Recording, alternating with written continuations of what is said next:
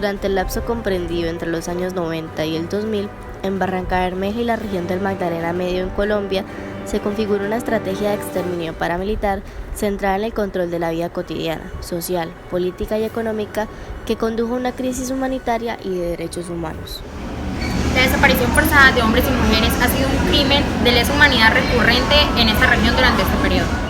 La presente crónica, a partir de las experiencias contadas por los mismos habitantes de Barrancabermeja, da cuenta del contexto histórico y la dinámica que condujo paulatinamente a que el mencionado proyecto paramilitar terminara tomando la brutal forma que adquirió a partir de un hecho fundante del mismo, como es la ocupación de Barrancabermeja por parte de actores armados. En la época de los 90, Barrancabermeja fue una ciudad muy intranquila, llena de inseguridades, donde los habitantes diariamente temían por su vida, incluso estando en sus hogares. La época dura de Barrancabermeja para mí fue en los años 90. Año 94, año 96, yo estaba en Barrancabermeja. Fue una época dura, una época de miedo, de zozobra, de no poder salir a la calle con tranquilidad porque algo podía pasar. La época en que nos sentábamos en una cancha a jugar baloncesto, a hablar o sentarnos en el andén y con el miedo de que pasara un carro, una camioneta y hacer limpieza social, como lo decían. Muchos en carne propia vivimos eso, compañeros de estudio de mis hermanos cayeron en esas masacres.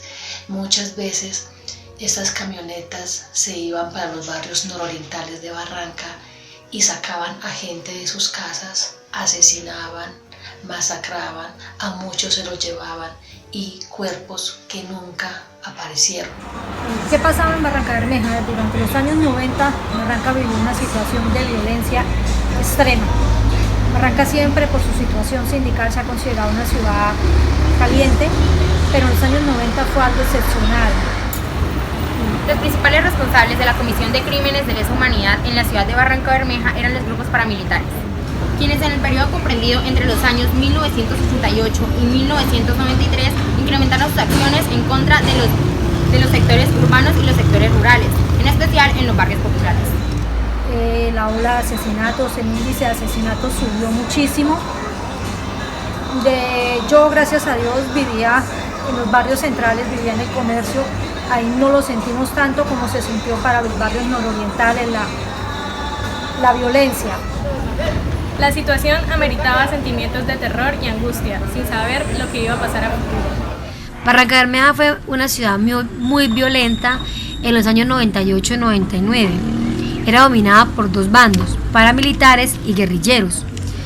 Los que estábamos en medio de ese conflicto éramos personas de todos los estratos sociales. Allí no había diferencia de clase social ni nada por el estilo. Los que estábamos en medio de ese conflicto no podíamos mirar, hablar, decir y mucho menos denunciar porque éramos blanco de sus armas. Éramos blanco de sus armas y en cualquier momento podíamos perder la vida. O sea, era ver, callar y hasta ahí paré de contar, no se podía decir absolutamente nada. Sentimientos. Esa época el único sentimiento que se podía sentir era miedo. Era miedo porque no podíamos sentir más. ¿Cómo no íbamos a sentir miedo si Barranca no volvió a ser feliz? Barranca, la gente cambió mucho y ¿cómo no íbamos a cambiar si se nos llevaron amigos, vecinos, conocidos, gente con la que crecimos, personas con las que yo estudié que desaparecieron en las masacres que hubieron en ese tiempo? Personas que uno conocía, vendedores ambulantes que fueron nuestros vecinos, que murieron en medio de las bombas que colocaban estos grupos al margen de la ley.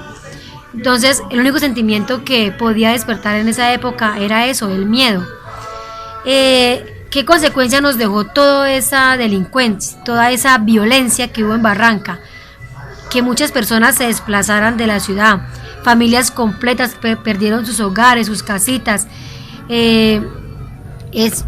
Gente que perdió todo por culpa de esos hechos sangrientos, y Barrancabermeja se convirtió en una ciudad nacional e internacionalmente violenta.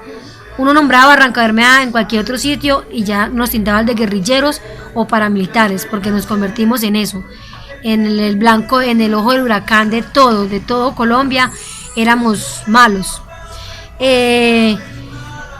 Barrancabermeja, si hubiese seguido dominada por esos grupos al margen de la ley, pienso yo, en mi forma personal de pensar, yo creo que hubiera aumentado la extorsión, los secuestros, y las pocas divisas que llegaran a nuestra ciudad se quedarían en manos de esos grupos al margen de la ley.